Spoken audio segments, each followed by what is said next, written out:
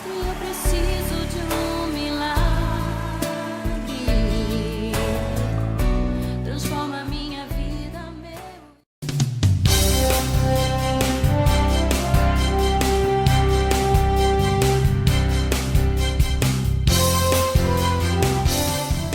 Há um grupo de brasileiros leigos que está mudando o mundo. E eles são da Adonep. Então a Adonep mudou a minha vida espiritual, abriu a minha visão referente a negócios. E hoje sim, eu usufruo daquilo do que Deus tem de melhor para mim. E tenho certeza que não só para mim, como também para você, Deus tem coisas grandes reservadas que nós precisamos tomar posse. Conheça a Adonep e veja que coisas grandes ainda tem na sua vida. Sou adonepiana porque foi escolhida de Deus para ser um ministério próspero. E Deus abriu os meus olhos para esse universo e de ganhar vidas para o reino de Deus. Esse ministério é de Deus. A Adonep é fundamental, é um trabalho de Deus, um trabalho que Deus colocou no coração de homens. Eu tive o privilégio de conhecer e ter recebido uma oração do Demo Chakari. E é estratégico, porque nada melhor que um momento como esse, descontraído, da gente falar daquilo que Deus fez na nossa vida, de falar para um empresário falando para empresário. Então a influência que essas pessoas podem ter positiva é muito grande, por isso que eles precisam conhecer o amor de Deus. Mestre, eu preciso de um milagre. O Leonardo Schroeder, ele é analista de implantação e qualidade do portal Terra. Está casado há 14 anos com a Fabiane e eles têm 3 filhos, Alisson, Gustavo e Guilherme. Muito boa noite a todos. É uma grande alegria estar presente em mais um evento da Adonep. E eu quero agradecer a presença de todos, agradecer a diretoria da Adonep.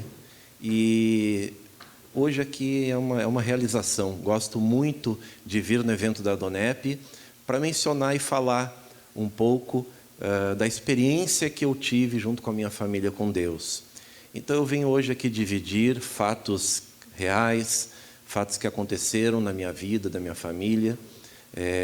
Minha esposa, eu peço que fique em pé, ela que me acompanha nesta noite, e todo o testemunho que eu vou mencionar nesta noite envolve principalmente nós dois, envolve os filhos, mas envolve principalmente nós como casal, por algumas lutas que passamos, mas que Deus nos deu essa vitória. Primeiramente, eu queria me apresentar um pouquinho mais. Como foi dito, eu trabalho na empresa Terra, no portal Terra de internet, e também me formo esse ano como teólogo pela Universidade do Rio de Janeiro, a FAICAD, e venho aqui nessa noite com muita alegria dividir com vocês, e tenho a certeza que vocês sairão daqui edificados nesta noite. Bem, a primeira coisa que eu preciso mencionar a todos os presentes é que eu, Leonardo, não venho aqui falar como alguém que, durante toda a sua vida, acreditou em Deus ou acreditou em algo maior do que se possa tocar, do que se possa ver. Até o ano de 2009, eu era ateu, mas ateu mesmo, aqueles ateus que qualquer assunto relacionado a Deus era motivo para me deixar bravo. Queria realmente me ver incomodado, era vir com algum assunto relacionado a Deus, a qualquer outra menção espiritual de algo que realmente eu não pudesse tocar, não pudesse ver. Inclusive, eu chegava a ter momentos de muita arrogância com pessoas que conversavam comigo de uma forma muito amável, mas o meu retorno era muito pequeno com relação a esse tipo de assunto, essa abordagem. Mas é justamente explicar para todos os presentes o que aconteceu na minha vida que fez eu mudar esse pensamento, mudar esse entendimento. Eu acredito, eu sempre falo para minha esposa e menciono para ela, olha, realmente, quando eu lembro da minha vida, lembro do que eu acreditava, do que eu cria, e hoje estar testemunhando de experiências com Deus é algo realmente inacreditável, quem me conhece, quem me conhecia e viu toda essa transformação, não realmente entende que algo muito forte aconteceu, algo que não é explicável no entendimento humano. Tudo começou, nós nos conhecemos, eu e a Fabiane, nós nos conhecemos, e até então o método de pensamento, o modo de pensar meu era o mesmo. Nós nos conhecemos, noivamos, e eu tinha realmente um pensamento muito cético sobre essas questões que envolvem Deus. Mas algumas coisas começaram a mudar no momento que começaram a vir os nossos filhos. A Fabiane, minha esposa, quando nós tivemos nosso primeiro filho, o Alisson, ela quase morreu, ela teve eclâmpsia, foi uma situação muito difícil, e em seguida nós queríamos mais filhos e corremos este risco, e quando veio o Gustavo é o filho do meio que tem 11 anos. E quando ela engravidou do Gustavo, foi um momento complicado porque nós sabíamos dos riscos que ela corria e foi uma gravidez que teve que ter um acompanhamento muito próximo. Quando o médico ele disse que a gravidez era de risco, era certo que era cesariana que teria que fazer, os sintomas que ela começou a apresentar, próximo do momento do término da gestação, o médico, inclusive, achou melhor que ela ficasse internada no hospital para fazer um acompanhamento mais de perto. E foram 30 dias que ela ficou internada no hospital, foi no mesmo período que eu estava em férias, saí de férias justamente para poder acompanhá-la nesse momento tão delicado. E o Gustavo, ele, apesar das injeções para amadurecer o pulmão dele, sabíamos que ele iria vir de forma prematura, não adiantou, ele acabou nascendo algumas semanas antes e foi diretamente para a UTI. E aquele momento mexeu muito comigo, porque quando o Alisson nasceu e ela correu esse risco de vida, foi algo muito repentino, aconteceu e passou. Mas o Gustavo não, o filho do meio, ele nasceu, foi para a UTI neonatal, e o retorno, o feedback que nós tínhamos dos médicos era de que tudo podia acontecer. E naquele período foram em torno de 15 a 20 dias que o Gustavo permaneceu na UTI e eu do lado dela no hospital, praticamente dormindo no mesmo quarto. Só ia para casa para fazer algumas coisas e já retornava para o hospital. E eu vejo que em todo aquele meu pensamento de autossuficiência, aqueles instantes difíceis começaram a mexer com essa visão, com essa interpretação das coisas. E o Gustavo, justamente com muita resistência, foi num momento de oração que ele se recuperou e foi para casa. Foi num momento especial de oração no hospital e alguns dias depois ele estava seguro e são e salvo em casa. Mas durante estes dias no hospital, eu tive o meu momento, a primeira mudança. Foi quando eu procurei um lugar que havia no Hospital da Santa Casa para oração e conversei com Deus. E lá eu falei, olha, eu não sei se existe um Deus, mas se existe, me ajuda. Não deixa o meu filho morrer, não deixa nada de errado acontecer, para que nós possamos ir para casa. E eu prometo que eu vou repensar as coisas, vou começar a tentar te conhecer melhor. E foi um pouquinho antes, alguns dias antes desse momento da oração, que o Gustavo retornou para casa.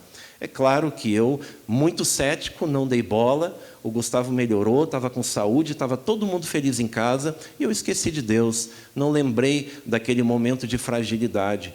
E eu vejo que isso é uma atitude normal do ser humano. Nós temos essa tendência a achar que somos donos da nossa vida e os nossos caminhos são direcionados também apenas pelas nossas ideias, nossos pensamentos. Mas, nesses momentos de fragilidade, é que nós nos damos conta que realmente nós necessitamos de Deus, que é aquele que nos cuida e nos guarda.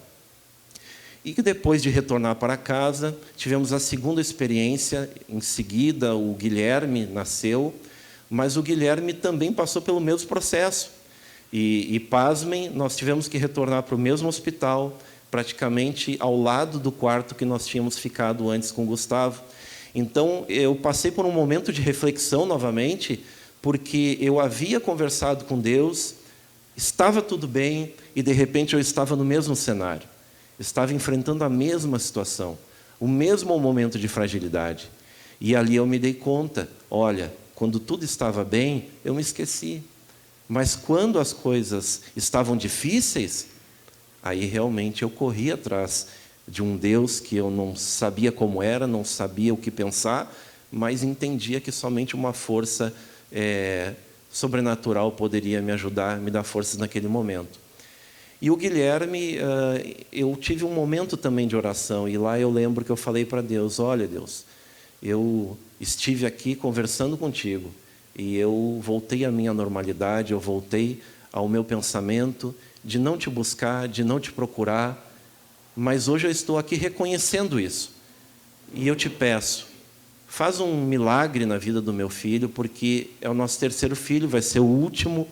Nós não planejávamos ter mais filhos, seria o Guilherme e a fábrica iria ser encerrada naquele momento. E tudo correu bem. O Guilherme nasceu, apesar de nascer prematuro, foi para casa dentro de alguns dias, não precisou ir para a UTI. Mas é claro que o ateu, cético, voltou para casa e também não lembrou de nada do que aconteceu naquele momento especial que eu conversei com Deus e que ele, de certa forma, eu mesmo sem entendimento, ele me confortou. E nós fomos levando a nossa vida.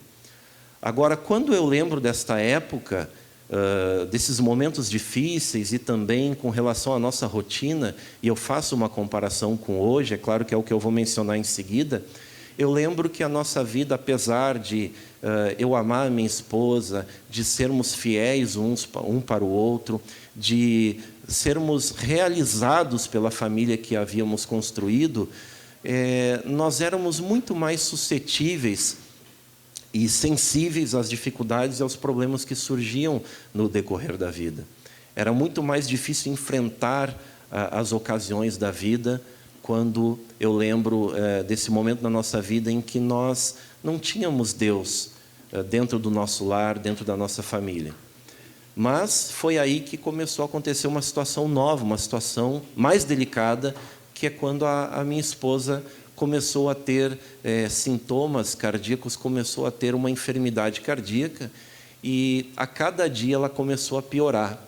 E como foi dito aqui pelo irmão Humberto, hoje, quando nós lembramos dessa enfermidade, para nós não importa se foi uma doença psicossomática ou se foi realmente algo físico. A grande questão é que, naquele momento, a minha rotina virou a minha esposa me ligando para o meu trabalho e dizendo para vir para casa rápido que ela precisava procurar um médico, vir para casa rápido que ela precisava ir para o hospital. Aconteceu ao ponto de ela cair na frente dos meus filhos.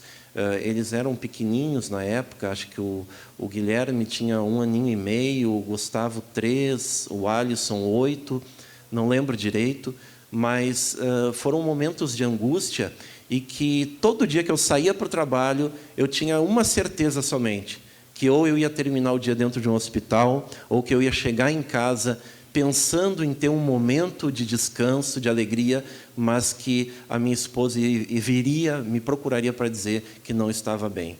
E nós procuramos recursos, foram medicamentos diferenciados, exames diferenciados, alguns médicos que estavam dando até como certo de ela colocar um marca-passo devido aos sintomas que ela tinha. E aquilo foi muito desesperador, muito mesmo. Se com os meus filhos eu fiquei abalado, aquele momento com a minha esposa, que é a estrutura do lar em relação aos meus filhos quando eu estou ausente, a família, sem a minha esposa, a família não seria mais a mesma. E mesmo que ela tivesse apenas uma enfermidade, se ela não tivesse saúde para o nosso dia a dia, para todos os planos e projetos que nós tínhamos, era uma situação inimaginável. E ali realmente eu comecei a ter uma mudança de verdade, em primeiro lugar, no sentido de entender de verdade a minha fragilidade. Muito eu resisti, mas por amor à minha esposa, por querer que todas as coisas ficassem bem, eu acabei cedendo e nós acabamos buscando a Deus em um momento especial. E eu lembro como se fosse hoje, que quando nós tivemos esse momento de oração, esse momento de encontro com Deus, a Fábio, ela sentiu algo diferente. Ela sentiu um calor no peito, ela sentiu algo no seu corpo que não era rotineiro. E nós ficamos confiantes a partir daquele momento, crendo realmente que algo de bom poderia acontecer. E foi o que de fato aconteceu. Dentro de uma semana o intervalo que passou desse momento de oração, ela fez novos exames. E o exame apontou que ela não tinha mais aqueles sintomas. Ou seja, não apareceu nos exames cardíacos mais aquelas variações. E aquilo foi um bálsamo, foi uma alegria tão grande em olhar para alguns dias, algumas semanas, e ver um cenário tão triste e, de repente, ter aquele cenário tão alegre de estar com a minha família, a minha esposa restaurada, a minha família de novo, com um sorriso no rosto, com alegria, seguindo a sua rotina. Mas eu tenho um entendimento de que milagres não fazem uma pessoa permanecer com uma relação realmente íntima e de verdade com Deus. Porque o milagre, ele vem hoje, amanhã você esquece, amanhã muitas coisas podem mudar e você acaba, assim como muitas coisas na rotina da vida, existe uma palavra que diz que o sábio, ele está na casa de luto e não na casa de festa. O que quer dizer? Que se ele aplica isso ao seu coração, ele tem uma vida realmente muito mais satisfatória, porque ele entende todos os dias que aquele é o final dele, aquela é a fragilidade dele como ser humano. E só que então eu resolvi buscar mais este Deus. Eu resolvi me render e começar a conhecer mais a Ele, estudar e buscar mais. E todo esse processo de busca, esse processo de entender algumas coisas, esse processo de conhecimento, reservou um momento especial da minha vida. E esse momento especial aconteceu quando eu estava em casa, a sós.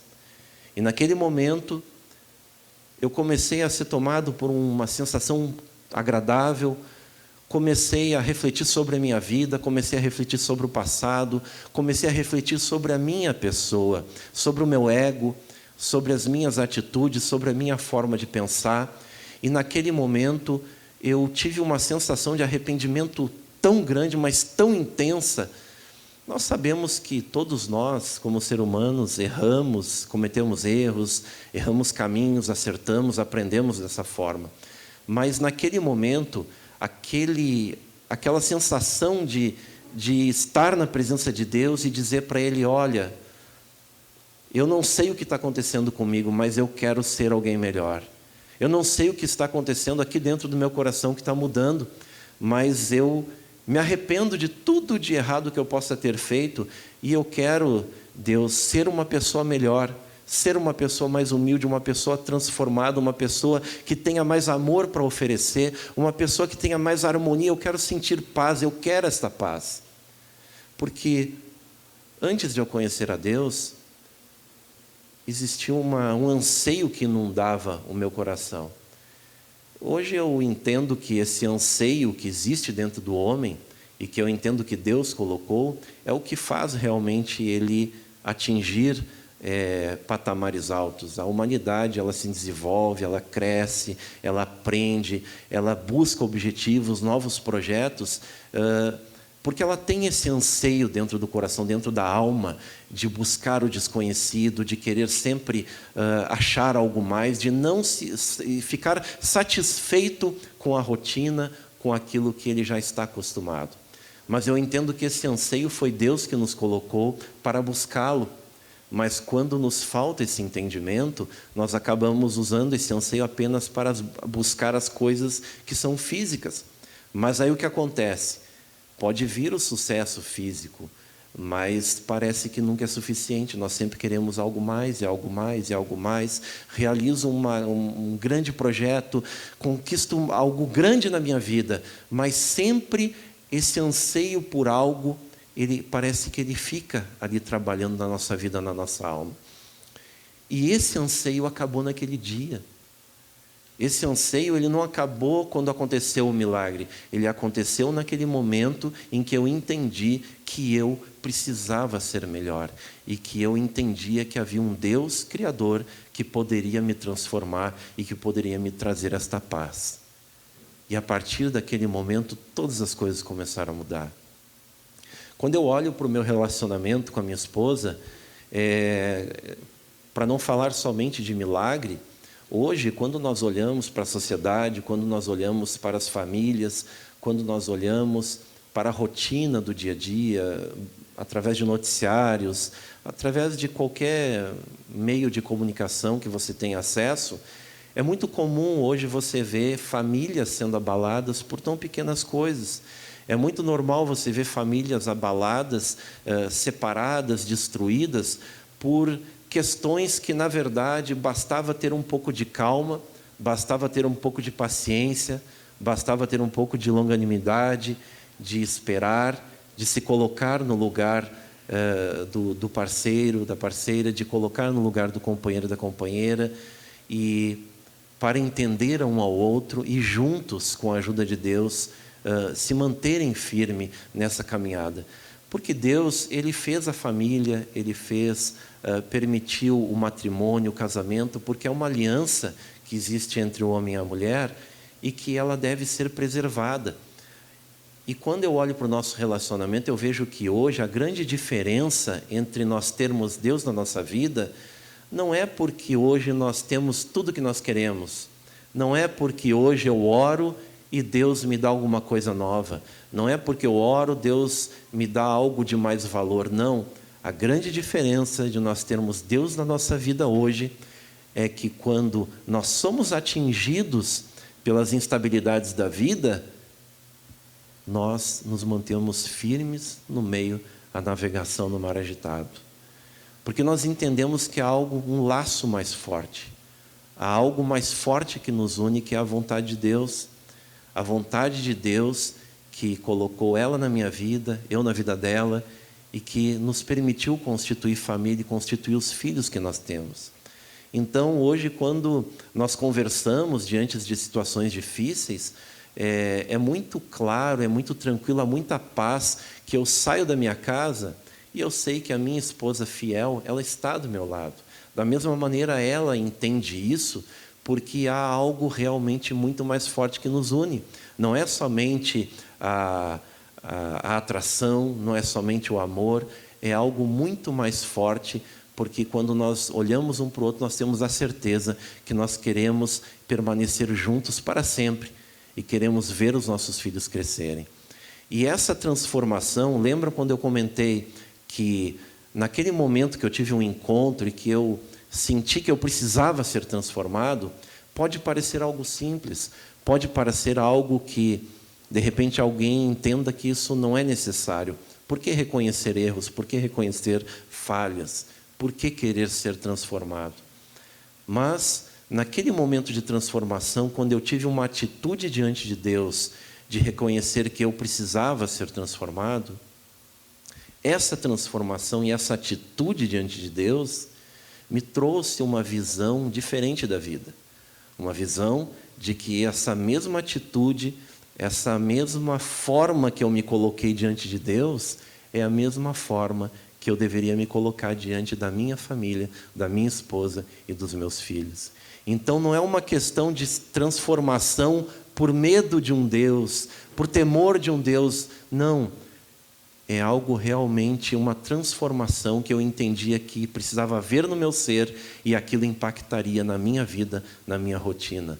Hoje, nós olhamos tantas famílias chorando perdas de filhos, eu não quero aqui discutir os motivos, mas quantos partem por situações tão bobas, por bebida, álcool, acidente de carro, festa, tragédias realmente que abalam e que, por mais que nós venhamos a tentar entender, nós nunca vamos conseguir compreender o sofrimento tão grande dessas famílias.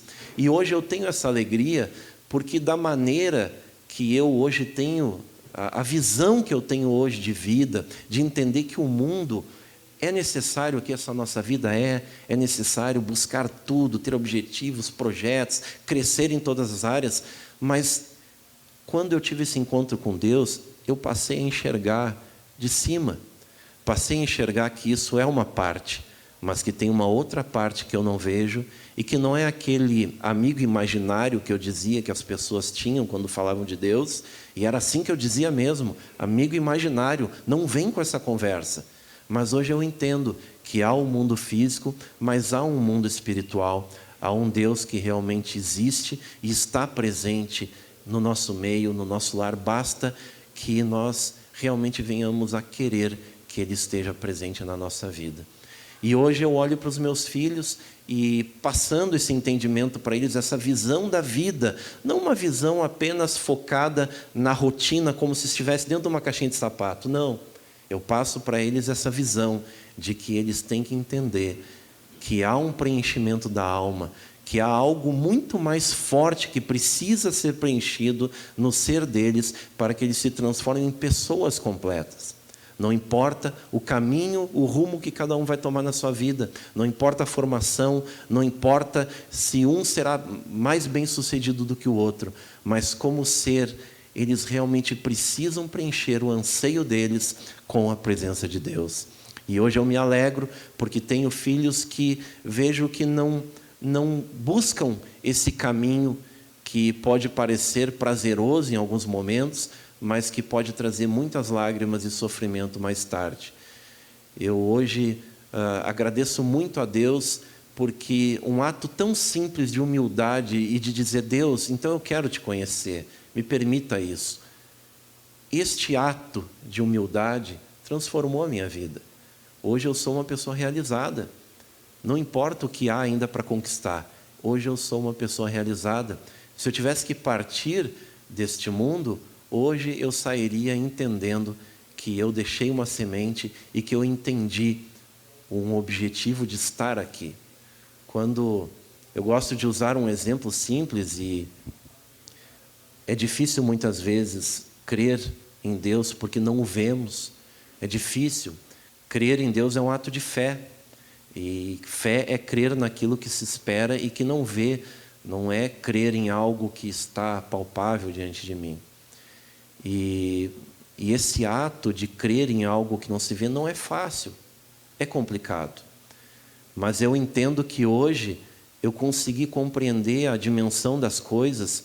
E este exemplo que eu uso, gosto muito de citar.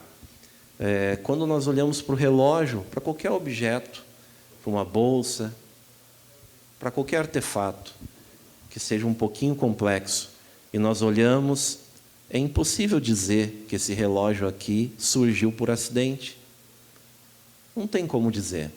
Os seus objetos, sua mecânica dentro dele, tudo que funciona milimetricamente, não há como dizer que esse relógio foi feito por um acidente.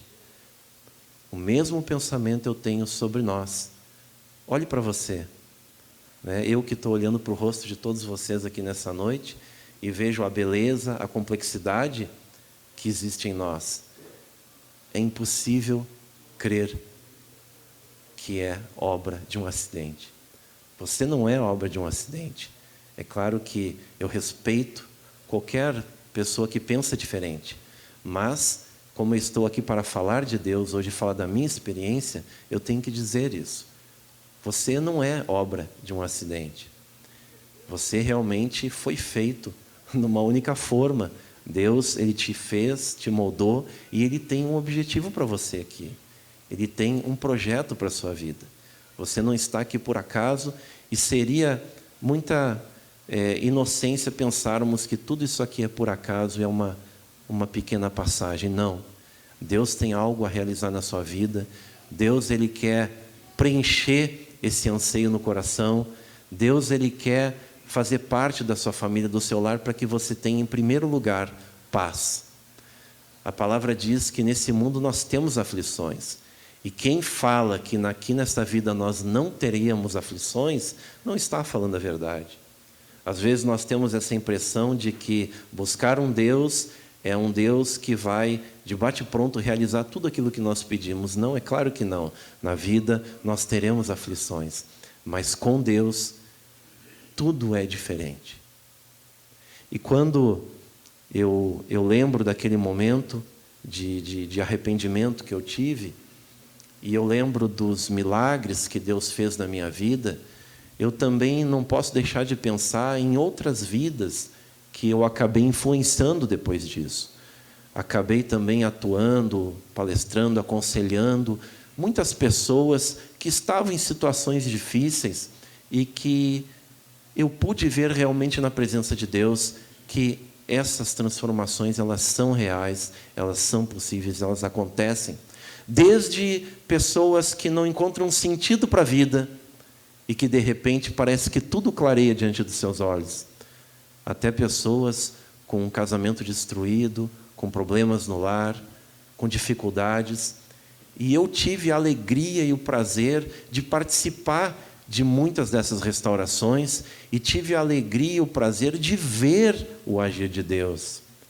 Ou seja, eu não vi somente na minha família, eu não vi somente na minha esposa, eu não vi somente nos meus filhos, eu vi também isso acontecer em outras pessoas. Então, eu não tive experiências que alguém me contou, não. Eu tive experiências que eu vivi, experiências profundas e fortes que chegaram ao ponto de hoje eu dizer que sou um ex-ateu. E eu não me arrependo dessa caminhada. E nessa noite, eu quero lhe dizer que aquele mesmo momento que eu tive de arrependimento foi quando eu aceitei a Jesus na minha vida. E Ele é o único caminho de chegar até Deus. O único caminho. Ele é a verdade, a vida. Ninguém vai a Deus se não é através dEle. E eu quero nessa noite convidar você a ficar em pé. Eu quero pedir para você ficar em pé junto comigo. E quero convidar minha esposa para vir até aqui. Quero que ela fique aqui do meu lado. Eu chamei a minha esposa aqui porque eu não poderia deixar de participar ao lado dela, porque hoje nós realmente somos muito felizes, muito, demais. Talvez eu pudesse aqui citar tantos acontecimentos e fatos da nossa vida e que nós presenciamos de vidas transformadas, mas o tempo não é possível. Mas eu acredito que olhando para o sorriso da Fábio hoje, você pode realmente enxergar qualquer coisa, menos alguém que estava sentindo-se perdida, sem solução para o que estava acontecendo na sua vida. E eu, claro, não poderia estar também mais feliz e me sentindo mais completo de hoje ter a vida restaurada da minha esposa, a saúde restaurada, a família, os filhos. Eu posso dizer que hoje nós atingimos essa felicidade que talvez a humanidade inteira busque, mas às vezes por um detalhe deixam de encontrar. Então nessa noite reflita sobre isso. Deixe o seu coração aberto nessa noite para esse momento de oração e deixe Deus entrar na sua vida. Se assim você o permitir, Ele entrará e Ele te mostrará realmente coisas grandes que Ele pode fazer. Está certo?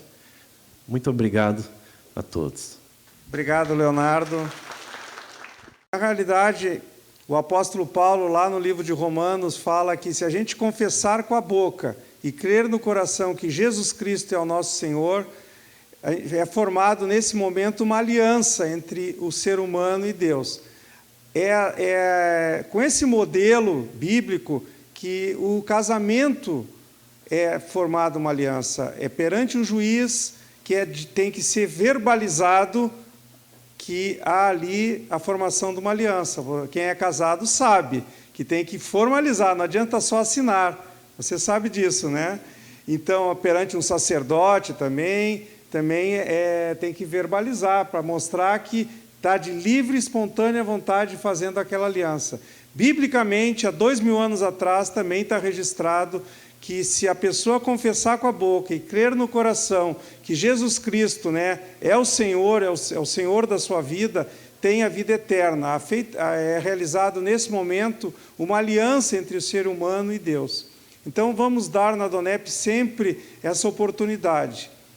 né? Você pode repetir comigo, vou falar bem calmo. Quem concordar, evidentemente, com isso, é uma frase bíblica, não é de nenhuma igreja, não é de uma religião. No mundo inteiro, pessoas são transformadas a partir desse primeiro passo, que é um passo de fé e um passo na direção dessa aliança. Então, você pode repetir comigo: Senhor meu Deus, eu entendi essa noite que eu preciso de Ti. E eu quero entregar o meu coração, a minha vida, a minha família, nas Tuas mãos. E que Tu sejas o meu único Senhor e Salvador da minha vida. Eu entendi a partir do testemunho desse casal que Tu é um Deus amoroso, que Tu quer nos completar todos os objetivos da nossa vida. E em nome de Jesus, eu Te agradeço. Amém. Então, obrigado à presença de todos e até o próximo. Agora vamos convidar o senhor Rubens Teixeira da Silva. O senhor Rubens, ele é diretor financeiro da Transpetro e sócio do capítulo 187 da Donep da Barra da Tijuca. Obrigado.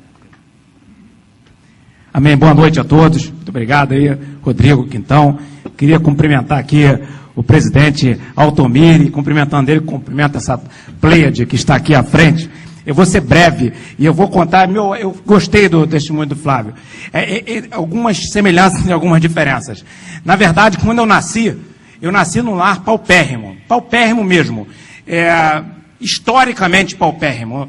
Assim, minha casa tinha 2 cômodos, banheiro do lado de fora, não tinha muro, no banheiro não tinha teto, assim, quando chovia, não precisava do chuveiro, assim, para vocês entenderem. Uma casa pobre, num bairro pobre. E quando eu tinha cerca de 2 anos de idade, além de eu ter uma saúde muito frágil, cheia de doenças, uma prima minha, porque pobre é assim, uma criança toma conta da outra, foi fugir de um atropelamento, para fugir do carro, me largou no chão, sem querer, lógico. E eu fui de cabeça no paralelepípedo. Não dá para perceber que eu não fui atropelado, né? O carro parou, mas eu fiquei desacordado no paralelepípedo, com a pancada no paralelepípedo. Também, obviamente, acharam que eu tinha morrido aquele dia, me socorreram, mas vocês também estão percebendo que eu não morri. Mais à frente, o pessoal, minha mãe dizia que eu tinha um pescoço meio torto, e tinha uma série de apelidos, e eu era uma criança menor do que as crianças da minha idade. Aliás, quando eu fui para o exército, eu cresci muito, e fiquei muito forte, e deu nisso aqui. Aí eu trabalhava em obras, lavava carro, vendia ferro velho, e com 12 anos de idade, meu pai me botou no laboratório de prótese para aprender prótese odontológica. Quase que eu fui igual o Flávio. Ainda bem que eu não fui, porque eu não ia conseguir, porque eu não tinha destreza na mão, não aprendi a profissão, virei entregador de dentaduras. Com 14 anos de idade, eu fui lá e tirei minha carteira de trabalho esperando que alguém assinasse. Nunca ninguém assinou. Nunca ninguém quis assinar minha carteira. Aí eu me inscrevi para fazer prova para sargento aeronáutico, tive um dos piores desempenhos em prova que eu já vi alguém tendo. De 40 questões de múltipla escolha, eu acertei apenas 4. Dessas 4, eu fui ver, eu não sabia nenhuma. No ano seguinte, mas hoje, com 7 anos de idade, meus pais, as pessoas não acreditavam em mim. O porteiro do prédio falava que eu não ia passar no concurso. Enfim, eu ouvia muitas palavras de descrédito, mas dos meus pais acreditaram em mim. Aqueles, pelo menos eles diziam, eu tinha a impressão que eles queriam me agradar, mas me agradavam, eu sabia que eles estavam me agradando, mas pelo menos não ouvia coisas ruins. E com 9 anos de idade eu tinha lido a Bíblia toda. Detalhe, eu tinha miopia, astigmatismo, lia a Bíblia assim, de perto, fiz vários cursos que eu vou narrar aqui no final bem rapidamente, que meu testemunho é um mini testemunho. E, para resumir a história, fiz um bilhete para Deus dizendo que eu queria ir para a Academia Militar das Agulhas Negras. O meu irmão que está ali, o Paulo, fica de pé aí, Paulo. Aquele cara ali, pagou meus estudos. Estou muito feliz de tê-lo aqui hoje. Bancou. Eu fui muito mal na prova, não passei para sargento, mas disse que queria ser oficial, ele pagou meus estudos. Se formou sargento do Exército e pagou. Deus ouviu a minha voz e o meu esforço, fazendo rascunho em papel de pão, passei e fui para a Academia Militar das Agulhas Negras. Lá eu não sabia nadar, me afoguei um monte de vezes. Eu tenho uma experiência de afogamento que eu ganho em qualquer um de vocês. Já me afoguei no mar, em represa, na piscina várias vezes, enfim. No livro que conta a minha biografia, que é um livro muito duro, que as pessoas já me disseram, um rapaz disse que estava lendo no metrô, começou a chorar e chorou alto, foram acudi-lo. Quem tem baixa autoestima, que se sente um 0 à esquerda, eu aconselho quem queira tirar alguém do buraco. Porque, na verdade, quando eu fui fazer o curso, o professor desaconselhou aos gritos, falou que eu tinha que ir embora, que eu era um semi-idiota, que eu não ia passar em lugar nenhum, e por aí vai. Fui para a MAN, tive um dos piores desempenhos da minha turma. No primeiro ano, eu era ruim, a avaliação ruim, dado pelos oficiais, dado pelos colegas cadetes, e também nas minhas notas. Eu fui uma espécie de unanimidade, consegui ser ruim em tudo. Pedi a ajuda de Deus, me afogando entre um afogamento e outro. Deus me ajudou, eu terminei a MAN com um dos melhores conselhos da minha turma e fui indicado para ser instrutor lá. Quem quiser saber, os meus colegas hoje são tenentes-coronéis e comandam o BPE, BG, Regimento de Escola de Infantaria. Boa parte dos batalhões do Brasil são comandados por colegas meus de turma. Mas aí o Exército me deu uma chance de prestar concurso para o IME, eu fui lá e fiz o concurso, passei, fiz o IME. Aliás, aí no meio do IME eu me casei, minha esposa não está aqui hoje, eu lamento, muito triste, ela não está aqui hoje. Eu moro aqui perto, minha esposa está grávida do nosso segundo filho, eu sou casado há 19 anos, tenho um filho de 15, o nosso segundo filho já está prestes a nascer, o Mateus. O Renan é uma bênção, com 11 anos de idade, já tinha lido a Bíblia toda. Fui para o Acre, no Acre, servi no Acre como capitão do Exército, minha esposa teve pré-eclâmpsia grave, uma confusão danada, quase morreu. Nessa confusão toda, entre ela e meu filho, em situação grave, eu fui lá e fiz concurso do Banco Central, não tinha nada a ver com o que eu já havia estudado, mas Deus me ajudou, eu passei no Banco Central. Fui para o Banco Central, comecei a brigar com o Banco Central, por causa do negócio de economia, esse negócio de juros altos, comecei a falar demais, me botaram num cubículo. No cubículo eu fiquei triste, fui convidado pelo Exército, voltei, fui lá e fazer mestrado em engenharia nuclear. Inclusive, quando teve o acidente nuclear do Japão, de Fukushima, eu tive no Faustão lá, não sei se alguém se lembra ter visto, dando entrevista lá sobre registro nuclear no Brasil e no exterior. Fiz mestrado em engenharia nuclear, fiz uma pós-graduação na auditoria e perícia contábil, querendo agradar o Banco Central. Não adiantou nada, eles ficaram rindo dos meus cursos. E deixaram no buraco. Aí eu voltei, fiz o seguinte, fiquei chateado, fiz concurso, vou fazer direito, vou embora daqui desse negócio. Passei e fui fazer direito. Meu plano era um, de Deus era outro. Um dia, me disseram que estava aberta a inscrição para o doutorado de economia. Não tinha feito um curso de economia. Aí o que eu fiz? Numa sexta-feira descobri que havia inscrição. Me inscrevi sexta-feira por volta de 2 horas da tarde, às pressas. Fiz um projeto de tese em 1h30, 2 horas. Gente, não faça isso, que se explode se fizer em casa. Não se faz um projeto de tese em 1h30, prova oral, 5 avaliadores, fui lá e fiz o concurso, a mão de Deus estava sobre mim, eu passei nesse concurso. Eu falei, agora o Banco Central vai ter que me engolir. Vai ter que me engolir, porque agora eu vou ser doutor em economia, eu vou começar a pesquisar coisas e vou mostrar propostas para melhorar o Brasil. Fiz o doutorado em economia, o Banco Central me vetou do programa de pós-graduação, mesmo tendo passado no concurso. Eu continuei brigando com eles e tal, discutindo as minhas teses. E eu fiquei chateado, eu fiz doutorado em economia e direito ao mesmo tempo. E trabalhava no Banco Central. O pessoal do Banco Central falou, tu não tem foco, esse teu curso não é muito bom não, tu tem que começar esse curso de novo, e não sei o que, você faz um monte de curso ao mesmo tempo. Irmãos, só para encurtar a história, eu terminei doutorado em economia e direito ao mesmo tempo. Eu, doutorado em economia pela Universidade Federal Fluminense, mestrado em engenharia nuclear pelo IME, formado em direito pelo FRJ, formado em engenharia civil pelo IME também, formado pela Academia Militar das Agulhas Negras, pós-graduação, auditoria e perícia contábil e outros cursos mais de extensão. Me botaram no subsolo para receber correspondência.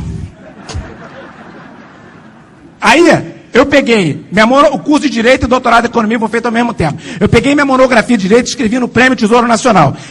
Aliás, escrevi num concurso interno dentro do Banco Central. E a tese de doutorado escrevi no Prêmio Tesouro Nacional. Uma competição bastante difícil da área econômica do Brasil. Minha monografia de Direito foi premiada, eu passei na OAB no 10º período de Direito e ainda ganhei o Prêmio Tesouro Nacional.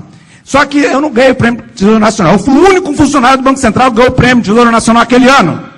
Os meus colegas doutores que me avaliaram, me vetaram, falaram que meu curso era fraco, que eu não tinha foco, nenhum deles ganharam. E fui o único prêmio da faculdade também. Nessa confusão toda, aí o que a gente vai fazer com ele, aquela coisa toda tal... E eu falando a mesma coisa, eu não parava de falar, porque esses juros altos não pode. Eu fui receber o Prêmio Tesouro Nacional, em vez de eu ficar elegante, fazendo pose, tirando foto, eu fui procurar o secretário do Tesouro Nacional e falar, o juro está alto, não dá para diminuir isso não. não pararam, igual eu estou falando aqui, vocês estão percebendo o que eu estou falando aqui, né? Graças a Deus que os juros caíram, nós estamos vivendo um momento, eu sei do que está, eu sou, né, da situação econômica do Brasil, precisamos crescer. Aliás, esse julho a inflação deu uma desacelerada, né? Vocês já estão acompanhando, né? Vocês sabem disso. Estamos torcendo para o Brasil crescer, para o Brasil decolar, para nós vencermos essas circunstâncias, mas tem uma coisa, o que eu sempre falava, como nunca ninguém quis me contratar, eu sei que passar fome por não ter emprego, disso, esse mal eu não quero para ninguém. E veja que o Brasil está com PIB pequeno por conta das circunstâncias internacionais, mas o desemprego está pequeno.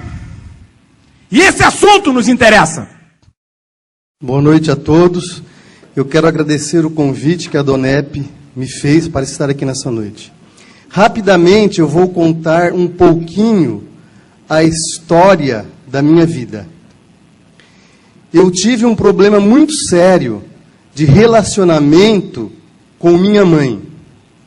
As palavras, ela tem poder para construir e também para destruir. E eu cresci ouvindo palavras pronunciadas pela minha mãe, que causou na minha vida um complexo de inferioridade muito grande.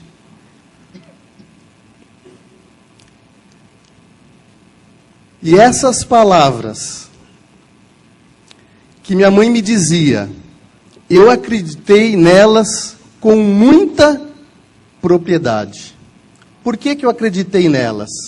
Afinal de contas, era a minha mãe que estava dizendo essas palavras. A mulher que me gerou. E as palavras eram as seguintes: você é um burro, você é feio, você não presta para nada. Quantas vezes minha mãe vinha me ensinar e meus braços saíam roxos com os beliscões. Criou dentro de mim um bloqueio de aprendizagem. Passava de ano, como se diz, aos trancos e barrancos. Fui crescendo. Fui morar em Curitiba, me tornei uma pessoa extremamente tímida, com muitos problemas, não conseguia ter relacionamento com as pessoas, via pessoas namorando, colegas meus da época, e eu não conseguia me aproximar das pessoas. E tudo isso daí foi gerando em mim, me tornei uma pessoa agressiva. Eu chegava em casa, dava murro na janela, discutia com a minha mãe, me tornei uma pessoa muito revoltada com a vida. Tinha que encontrar uma fuga para tudo isso. Comecei a me prostituir, drogar, fumar e beber. Mas um belo dia, participando de um retiro de carnaval, eu vi uma pessoa, um preletor, dizendo que nós somos importantes para Deus, que nós somos imagem e semelhança de Deus. Eu saí daquele retiro pensando, puxa, se eu sou imagem e semelhança de Deus, eu não sou feio, como minha mãe sempre me disse. Eu não sou burro, como minha mãe sempre me disse. Tive um encontro com Deus a partir daquele retiro. Consegui me formar em odontologia. Me casei. Pacientes no consultório. Prosperidade. Casamento abençoado. Falou, Deus mudou toda a minha situação. Mas uma coisa me faltava. Eu não conseguia liberar o perdão para minha mãe. E as pessoas me diziam: Flávio, você precisa liberar o perdão para tua mãe. E eu dizia: vocês não conhecem a minha mãe. Vocês não sabem quem ela foi. Tudo que ela fez na minha vida. Mas numa noite muito especial, eu estava deitado, não consegui dormir. Me levantei. E eu quero dizer aqui uma coisa para vocês.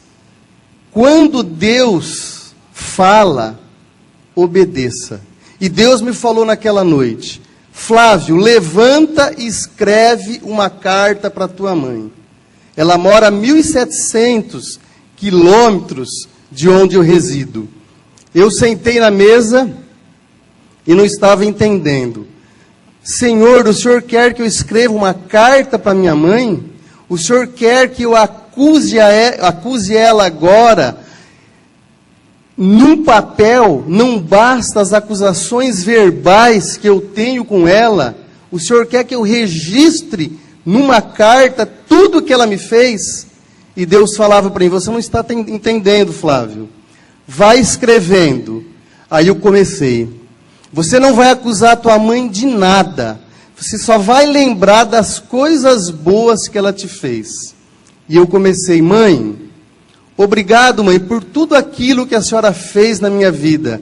Quando eu estudava em Curitiba, que eu vinha, a senhora arrumava minha mala. Obrigado por aquela comida gostosa que a senhora fazia. Obrigado, mãe, quando eu tinha cachumba, que a senhora me tratou. E conforme eu ia escrevendo, as lágrimas iam rolando. E naquele momento eu entendi que a forma que minha mãe tinha de expressar carinho por mim não era um abraço, não era um beijo. Era arrumando as coisas para mim. Coloquei aquela carta no correio. Essa carta chegou lá na cidade dela. A hora que ela pegou essa carta, abriu, leu, começou a chorar. Meu pai também. Me ligou. Primeira palavra que eu ouço da minha mãe: meu filho, eu te amo. Falei: mãe, eu também te amo. E naquele momento, toda aquela mágoa de tantos anos, Deus tirou como um passe de mágica. Eu era uma pessoa extremamente tímida. Toda essa situação fez com que me tornasse tímido, autocomplexo de inferioridade. Hoje eu estou aqui falando para vocês, aquela pessoa tímida. O burro, hoje eu sou um cirurgião dentista, tenho uma especialidade. E o feio, aquele homem que achava que nunca ia arrumar uma namorada, porque eu chegava perto de uma menina e sentia ali, ela tentava me abraçar, mas eu não conseguia, porque eu lembrava aquela voz da minha mãe falando que eu era muito feio, eu não conseguia me relacionar. Eu começava um relacionamento e terminava, começava um relacionamento e terminava. E foi por anos e anos. Mas Deus me mandou uma pessoa muito especial. Deus mandou a Teresa na minha vida. Uma mulher linda. Tudo bem, amados, que o feio, ele não é nem um Tom Cruise, mas eu não sou tão feio assim. Olha que mulher linda que Deus mandou para mim. Levanta aí, Teresa, por favor. Essa mulher especial que Deus me mandou. Então eu sou grato a Deus. Pode sentar, Teresa. Na palavra de Deus diz o seguinte, a Bíblia diz que em tudo devemos dar graças. E hoje eu dou graças por tudo que me aconteceu na minha vida. Senão não estaria aqui nessa noite hoje. Vim de um velório agora. Sábado eu sepultei meu velho pai. Lá em Colíder. Cheguei ontem de lá. Mas ele está na glória. A minha mãe falou assim para mim: filho, toda vez que eu saio para testemunhar, minha mãe fala assim, eu peço permissão para ela. Mãe, eu posso ir? Filho, você tem a minha bênção. A hora que eu saí no portão da casa dela, falou: filho, vai lá e dê o seu mini testemunho, e que Deus te abençoe. Então hoje, amados, eu posso dizer que eu e minha casa servimos ao Senhor. Eu agradeço a oportunidade.